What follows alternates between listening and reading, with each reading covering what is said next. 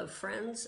Welcome to AP Biology. I know you've done your summer assignments, but I kind of want to get us up on on the right foot by kind of understanding the framework of this course and how it's going to be approached this year as it was last year. We are approaching it in terms of what are called four big ideas. Now, let me kind of put this in context for you.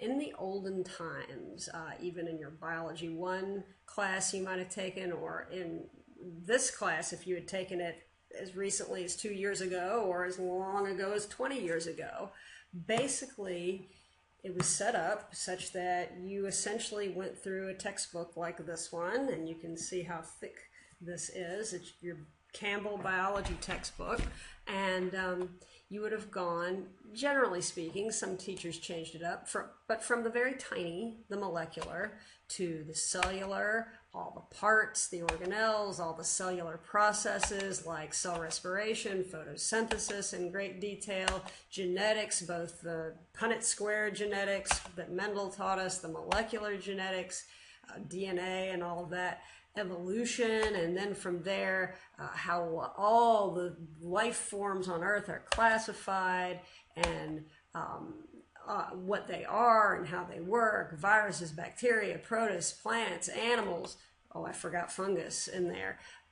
Plant physiology, meaning how plant organ systems work, leaves and stems and all of that. And of course, animal physiology, how animal organ systems work.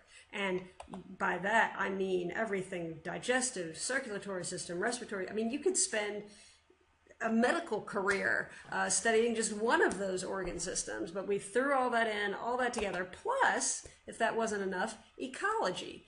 All of this was crammed in, plus 12 labs that we were required to do, that we kind of tossed in where they kind of fit in. For example, if there was a lab on osmosis, we would probably chuck it in here in the cell parts and processes where we talk about water flowing through membranes. Or if we had a lab on DNA, how it works, we might chuck it in here. And we do these 12 labs, plus we were supposed to help you really think like a scientist, which would probably mean trying to design your own experiments and your own ways of diving into a problem, plus trying to help you see that all of these different little topics, all of these topics were not just isolated. Okay, today we talk about molecules, tomorrow we talk about cells, and later on down the road we're going to talk about animals. And these aren't unrelated. They are in fact all terribly related to each other. One thing is made out of the other, and so on. And so we needed to help you see the connections. We had to do all of this, and it's not possible. It's just not possible. And the College Board recognized that. College professors did not like the way the course was. They said it was not preparing students to think like scientists. It was preparing a bunch of memorizers.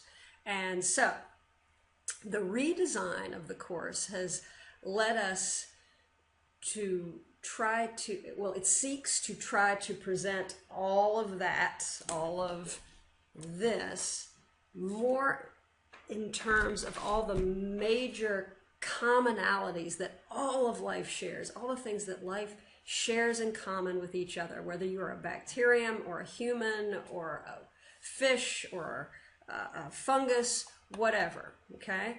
And that's a really important thing to try to seek. I'm having, let's try that. So, again, the redesign attempts to do this by kind of distilling all of that stuff down into four big ideas. So, those four big ideas are evolution. All life evolves, and I'm really paraphrasing here. I'm trying to take it down to the real nut, the kernel of these ideas. Maintaining homeostasis. All of life, all living things have to maintain internal conditions that are steady, that are constant, regardless of the crazy things that might be going on outside of their bodies, okay? Transmitting information. All living things have to transmit information from one generation to the next. They have to inherit things from parent to child, and transmit information from one organism to another in terms of daily life. So all of that can be thought of in that category.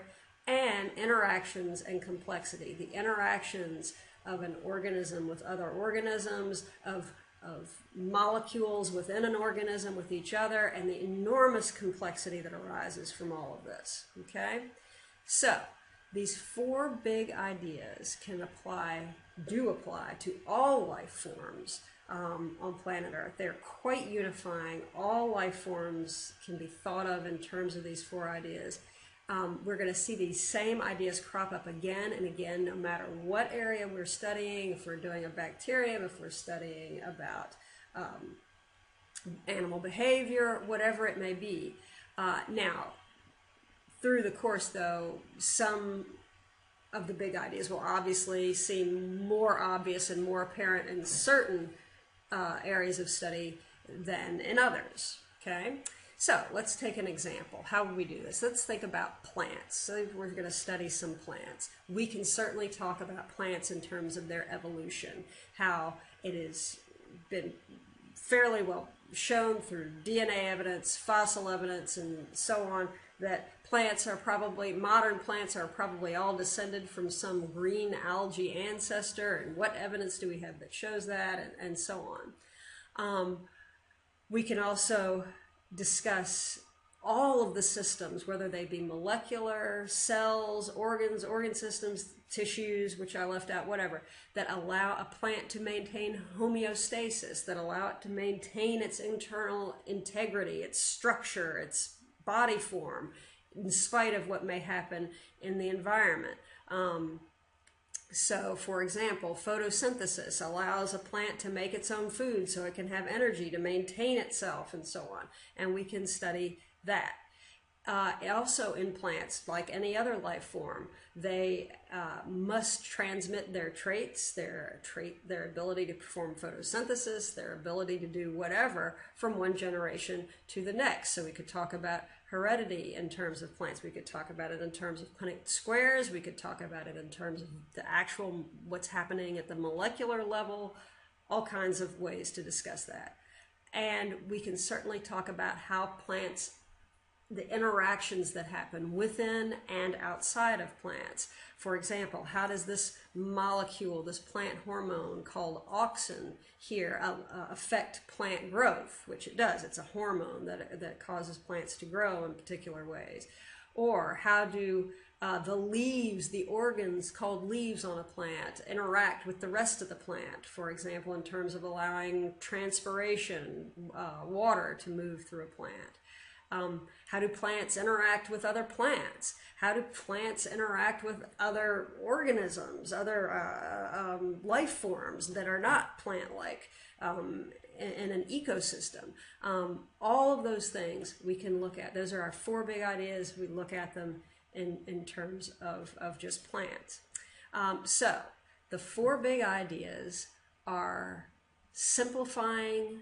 They're taking all of that trivia of all the different things. That wasn't trivia, but it was not originally in that big textbook. It was hard to see these unifying concepts, or so overwhelmed with the details. So what we want to do is simplify to unify, to show how all of life is related. So these ideas, if we think about them as we go, should allow us to see these common threads that really do exist in the enormous complexity of life that we see all around us.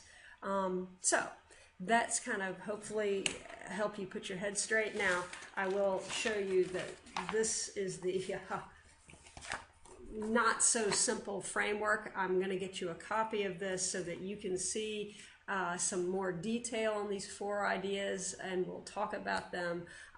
So this is just kind of to get us started on the right path. Okay, so that's that. Thanks for watching. I will see you again soon. Take care.